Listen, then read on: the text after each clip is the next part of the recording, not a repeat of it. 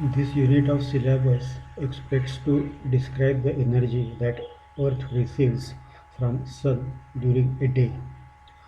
Although we know that on north and south poles of Earth, Sun appears for approximately 6 months of year, we will confine ourselves with normal day of 12 hours. When sunrays travel from Sun to the Earth surface, they penetrate through atmospheric air before reaching the surface of Earth. The interaction that sunlight has with air is in the form of either scattering of light or absorption of light, which results in reduction in energy. It is very well known to us that when sunlight becomes incident on a surface heats up by absorbing energy carried by sunlight. The energy carried by sunlight is converted into heat and temperature of surface material of Earth rises. Therefore, power associated with sunlight is measured in watts per square meter of surface area. This power at top of atmosphere is 1361 watts per meter square meters. When light reaches sea level due to atmospheric absorption and emission, it reduces to 1000 watts per square meter.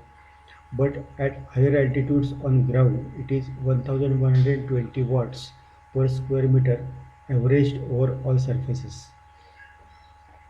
The equator, that is at approximately central location between north and south poles, may be considered as a hotspot location. The Earth's surface near the equator is also moving and seeks less radiation as time is different from 12 noon. In this way, we may conceive that surface area of Earth that receives 12 noon sunlight is only confined to limited area of Earth. Our human senses approximately understands 10 am to 2 pm sunlight as of average equal intensity sunlight. This covers approximately 6,672 kilometers of length. In other words, closest point on Earth consider its time as a 12 noon shifts to new location in 4 hours by 6,672 kilometers.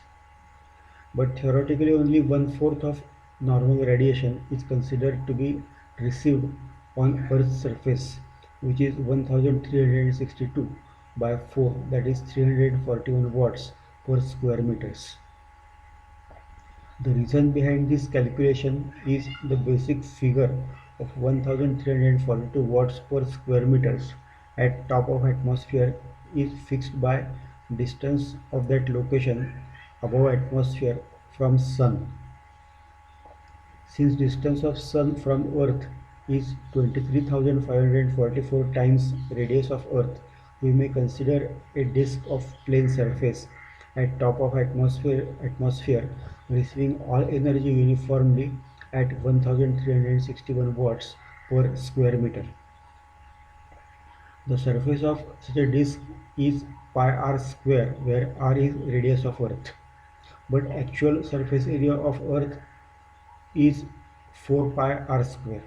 So ratio of these two surfaces is 4 is used to find average intensity of sun's radiation. One more effect that needs to be considered is the projection effect. The surface of earth at 12 noon is perpendicular to sunlight, but other surfaces making angle less than 90 degrees has less sunlight radiation. We may see on Earth's surface seeking sunlight in the span of 1 kilometer on slide that has all radiation received at 12 noon. But as time goes towards 6 am or 6 pm, the angle sunlight makes with Earth's surface reduces. We may consider angle of 90 degrees at 12 noon and angle of 0 degrees at 6 am or 6 pm. Sine of these angles is a multiplier to radiation at 12 noon to get radiation at other times of day. We may note that sunlight at pole must be making angle of 80 to 90 degrees for nearly 6 months. The distribution of sunlight and its intensity is used to find how various devices that convert this energy contained in sun radiation into useful electrical energy. One interesting point may be noted that if attempt is made to convert all energy from sunlight into electrical energy, then this figure comes out to be 14.28 crores of gigawatts.